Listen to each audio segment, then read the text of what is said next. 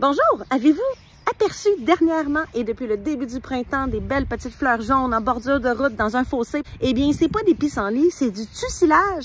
C'est une plante qui gagne vraiment à être connue, qui est très différente du pissenlit, puis on va aller voir pourquoi. Mais avant de commencer ma petite capsule sur le tussilage, je voudrais vous dire que j'offre des ateliers sur les plantes sauvages comestibles et je me déplace là où vous m'invitez.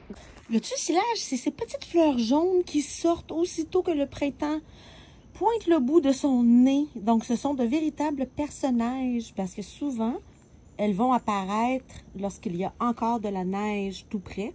Elles ont vraiment pas peur du froid. Et ce n'est pas des pissenlits. Pourquoi? Mais premièrement, vous pouvez peut-être voir que sa fleur est un peu différente. Aussi, vous pouvez constater l'absence de feuilles à sa base. Et en effet, un pissenlit, pas de feuilles, ça se peut pas. Tandis que le tussilage, lui, il fait une chose à la fois. Donc, en premier, il va sortir sa fleur.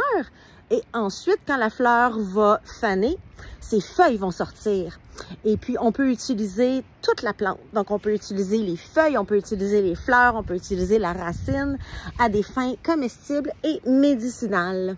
Besoin de pas grand-chose pour survivre. Elle passe à travers plusieurs pousses de gravier. On peut voir aussi que la tige de la fleur, donc la hampe florale, elle n'est pas lisse. Elle a des écailles et elle est poilue.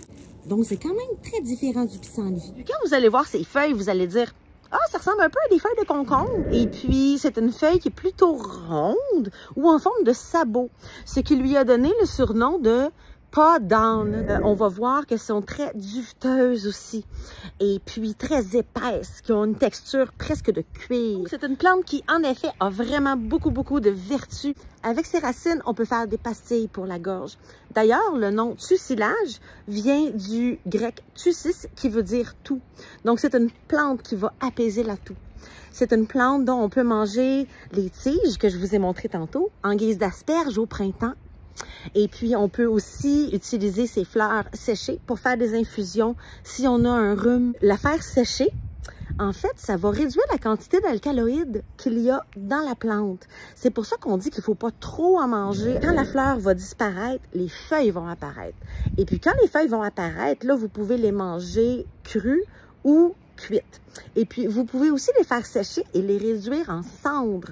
Et cette cendre-là va contenir beaucoup de sodium. Donc, c'est un peu le sel de la forêt, finalement. Donc, mais plus ou moins, parce que ça pousse pas vraiment en forêt, mais ça contient du sodium et beaucoup d'autres minéraux. Donc, en situation de survie, ça peut être super utile à savoir. Les jeunes feuilles et ses fleurs sont riches en bêta-carotène, en vitamine C, en potassium, en calcium. Et puis, en général, on voit pas juste une fleur de tussilage. On voit plein de fleurs de tussilage. On voit plein de feuilles de tussilage. C'est une plante qui se reproduit avec ses racines surtout. Et puis, ça peut faire pester beaucoup de jardiniers. Parce que si on a du tussilage dans notre plate-bande, c'est un peu décourageant. Parce que c'est difficile de s'en débarrasser si on veut s'en débarrasser.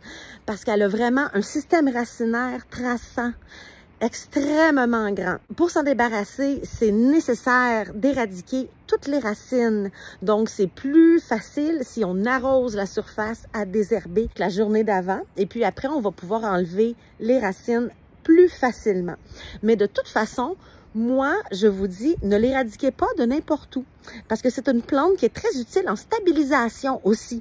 À cause de ses racines, elle fait tellement de racines qu'elle va tenir la terre avec ses racines et elle va prévenir l'érosion.